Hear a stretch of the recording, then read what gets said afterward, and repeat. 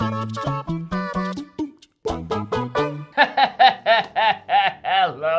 there, everybody. Welcome to What Culture Football News, the What Culture show that we produce about on the football channel, which is usually mostly about news. My name is Adam Clery, joined by Ewan Patterson. Say hello. Hello. Ewan, we have many exciting stories to get through today, including the Alexis Sanchez drama finally might be over.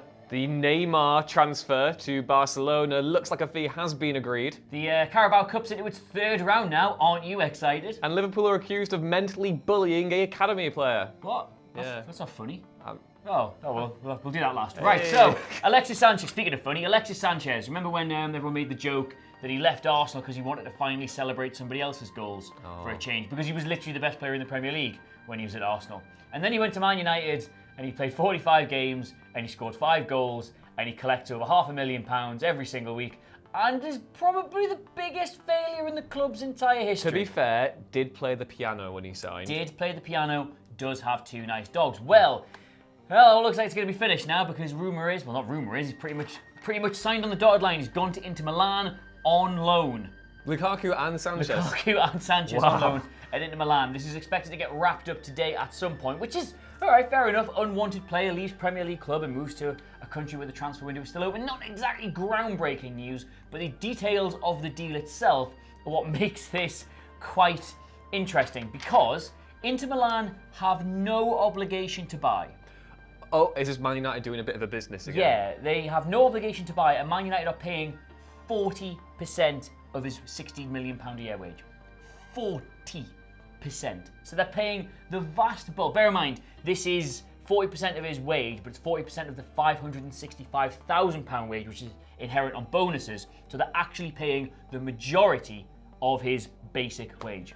Oh my God. So the maths are actually, someone put this on Twitter. It's that what Ed Woodward knocks on the door, right? It's this clip from The Simpsons, the Lionel Hutz, yeah. And Inter Milan at the door goes, "Hi, I've been going through your trash, and I'd like to give you Alexis Sanchez." Like, "We're not interested. I'll pay 40% of his wages." Still not interested. "Okay, I'll pay 40% of his wages. You don't have to buy him, and I get to keep Jesse Lingard." Sold. He's like, "Still got it." This is. Oh my Lord.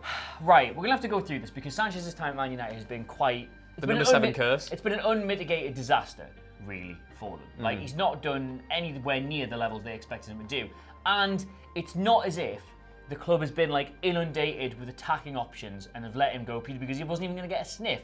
They looked at that bench in the Crystal Palace game, right, for an attacking option, and they had Alexis Sanchez and Mason Greenwood. Now, don't get me wrong, Greenwood's highly rated. It's going to be great to see him get a better crack at the first team this season if you're a Man United fan, but the guy has minutes of his professional career under his belt, literally minutes, and there is nobody else. There wasn't like, there's not some huge injury crisis. They're not waiting on players coming back or people aren't fit or whatever. That was it. That was everybody they had at their disposal.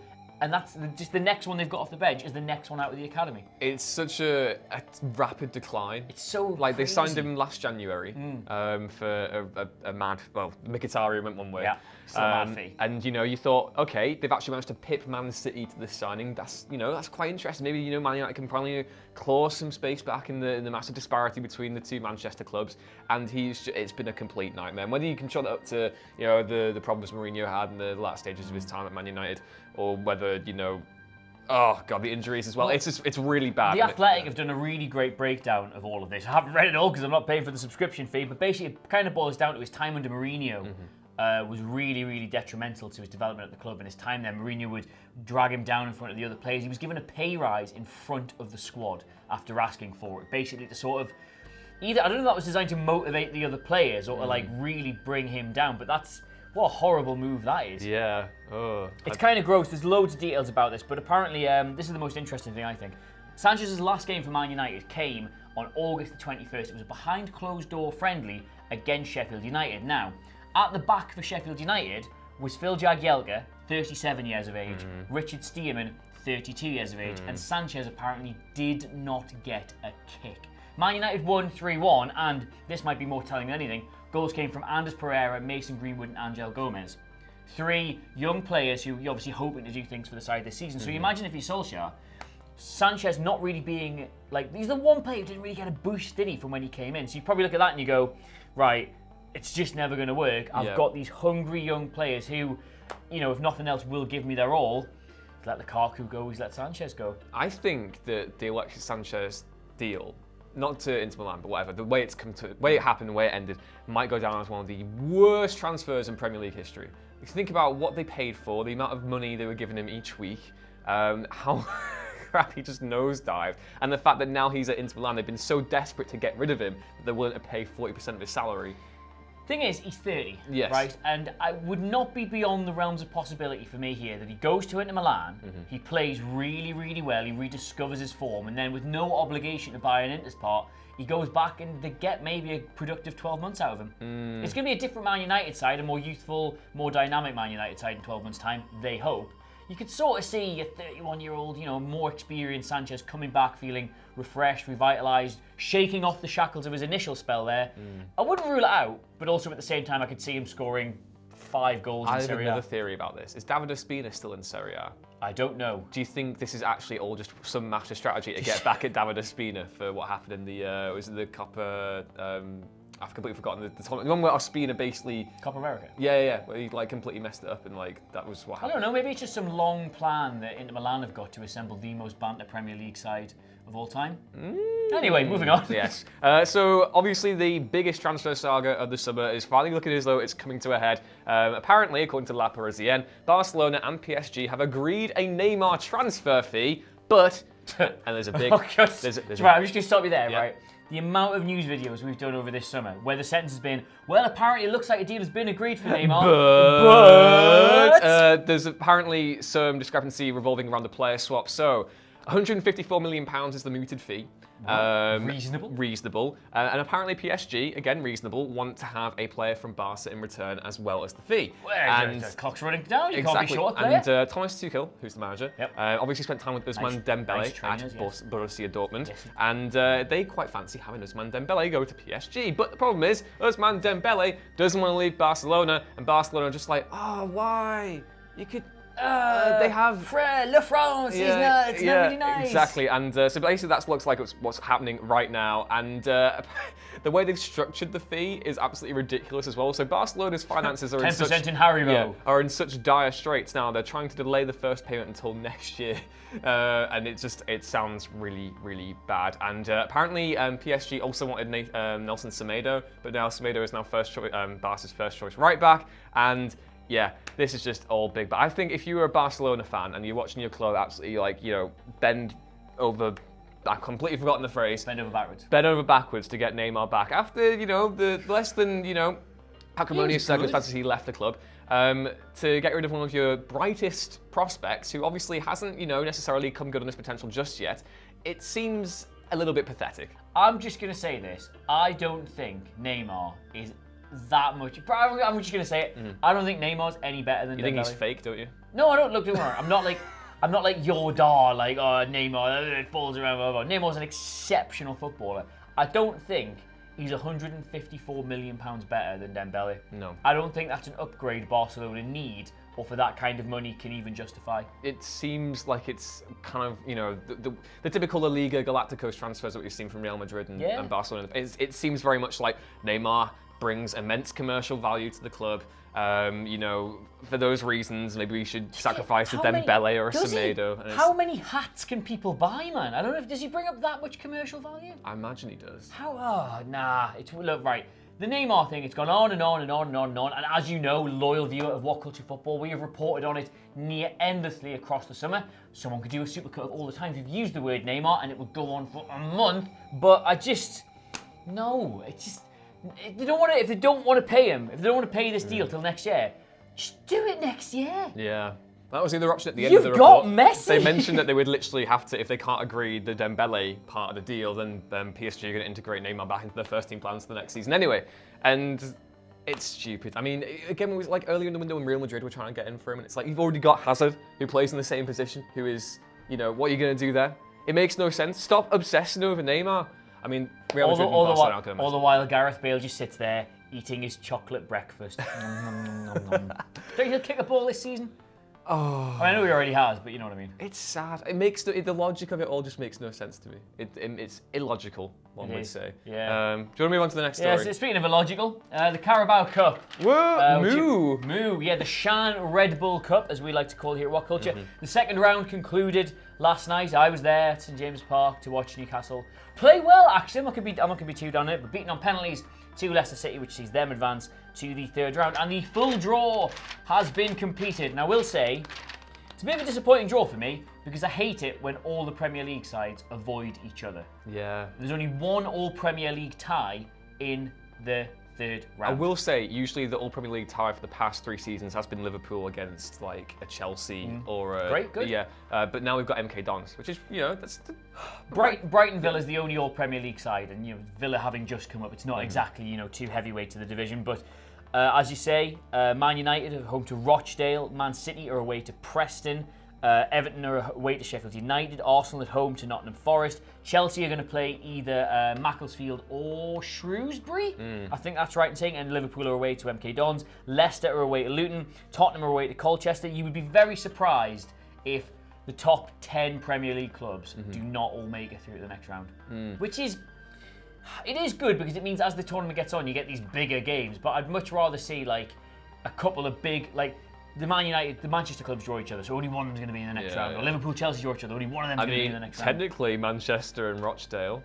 Technically, Martin Tyler's going to have to split himself into 2 to decide who's to support there. I think the most interesting tie in this by a mile, Portsmouth, Southampton. Yeah, that's banter.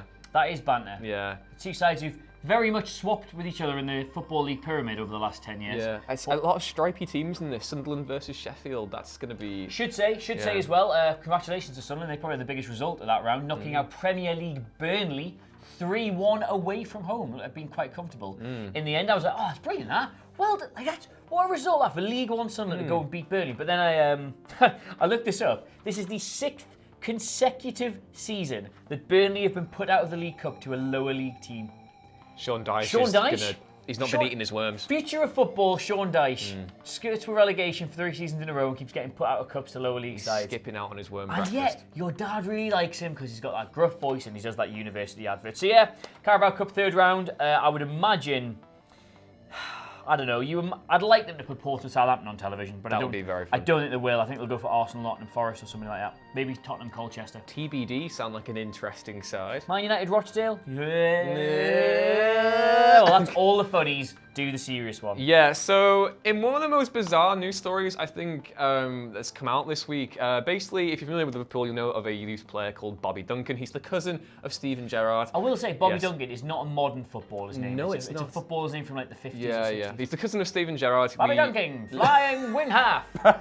You should do that voice, like a full voiceover, just a full like classic. Just please do it. Anyway, he's the cousin of Steven Gerrard. Liverpool signed him from Man City last season to play for the academy, and by all accounts, he was doing very well for the under-23s and under-18s. He netted over 30 goals across all competitions alongside his strike partner, who was Paul Glatzel at the time. Bobby Duncan, 30 goals in 1 season. Will the call from England arrive?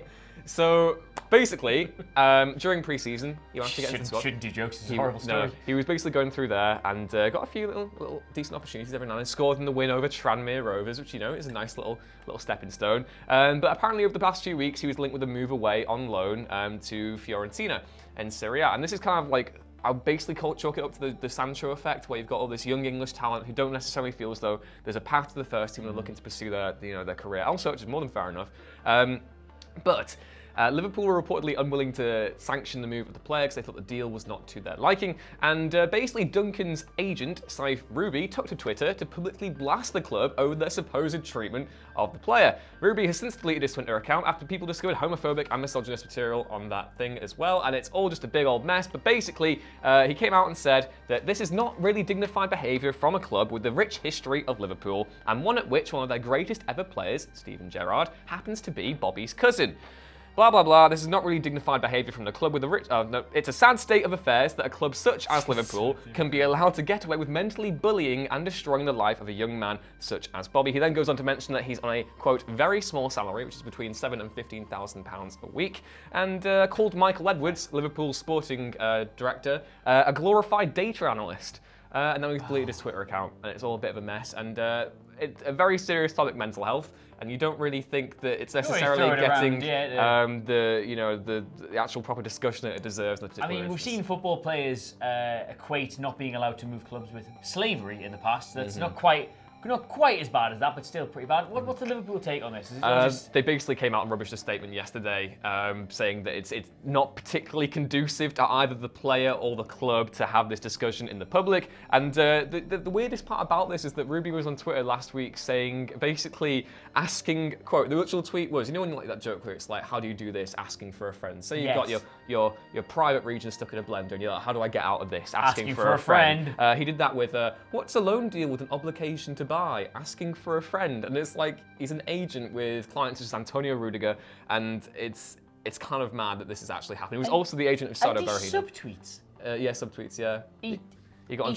He's a grown-ass man, and he subtweets. His Twitter account's gone now as well. Good. But it's really sad because like Duncan looks like a really bright talent, and it's a bit ridiculous that this has all come to a head so soon. You think that patience would have been the best exercise in this particular protocol. I understand that young players want to get their chance, but having your agent then basically go and nuke your relationship with the club on social media is a bit mad. This is definitely his real account? Yes. There was the little blue tick thing and everything. Wow. Yeah. Okay. It's gone now, though. Don't do that ever if you're a football agent. I don't know how many football agents watch this. Probably all of them. Mo Salah's agent's a bit of a wrong 'un as well. I thought you were going to say Mo Salah's agent actually watches this. No. Yeah, he got his photo taken with that Chechen wall. Hey, that's good. Hey, Liverpool and agents. What a fun. We could do a list. Raheem Sterling's agent as well. You could definitely get a list Steven out of this. Gerrard's agent. You could definitely get a list I'm going to do a list out of this. 10 Liverpool agents who really just shouldn't have. Full stop. Anyway, got a big Twitter question for you. I'll bring up the thing will be on screen now. Thank you very much for sending this one in. If you want to send in your questions for us here at What Culture Football, do at us on Twitter at WhatCultureFC. With your questions, we'll try and answer as many of them as we can. This isn't like those other channels though, because it's quite a small little following for now. So if you actually send one in, probably will do it because we don't get loads and loads. You're about to open your pockets and just dust was about to fly out. From a moth and a condom. That's what's in my pockets. A moth dom. A moth dom. Oh. I have got them confused once, but we never speak of that evening ever again. The handball rule, much controversy this week, especially with the VAR thing, because once everything's slowed down, everything looks like a handball when it's slowed down. But by the by, with all the confusion over the rule, if they simply changed it to if the ball hits you below the elbow, regardless of how it happened, it is a handball, whereas if it doesn't, it's not.